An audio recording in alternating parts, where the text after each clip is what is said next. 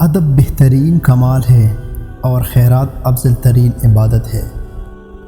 زندگی کا ایک مقصد بنا لیجئے، پھر اپنی ساری طاقت اس کے حصول پر لگا دیجئے، آپ یقیناً کامیاب ہوں گے۔ اگر تم امیر بننا چاہتے ہو تو اپنی فرصت ضائع مت کرو۔ جس دروازے سے شک اندر آتا ہے، محبت اور اعتماد اس دروازے سے باہر نکل جاتی ہے۔ غصہ کبھی بھی قابل سے قابل انسان کو بیوقوف بنا دیتا ہے۔ اکثر اوقات سچ کڑوا نہیں ہوتا، سچ بولنے کا انداز کڑوا ہوتا ہے۔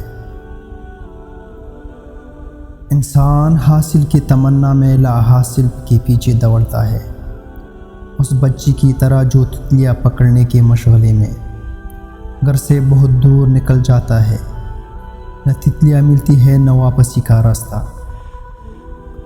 جب انسان محدود خواہشوں اور ضرورت کا پابند ہوتا ہے تو اسے زیادہ جھوٹ بولنے کی ضرورت بھی پیش نہیں آتی۔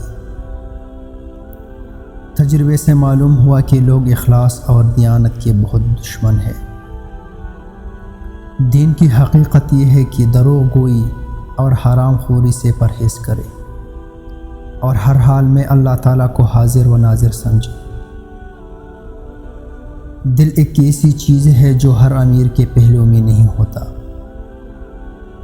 اگر آدمیت مطلوب ہے، یعنی اگر آدمی بننا چاہتے ہو تو بنی آدم کا احترام کرو۔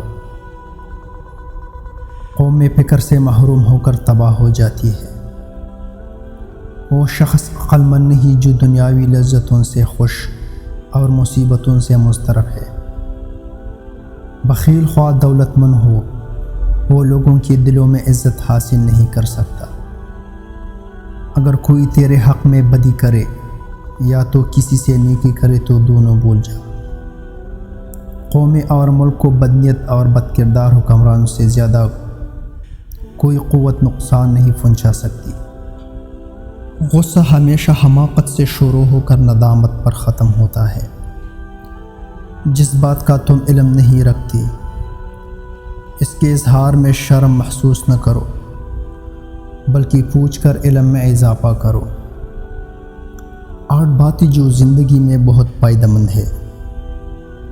اگر خوشی چاہتے ہو تو وقت پر عبادت کرو۔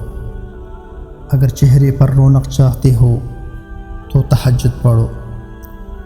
اگر سکون چاہتے ہو تو قرآن پڑھو۔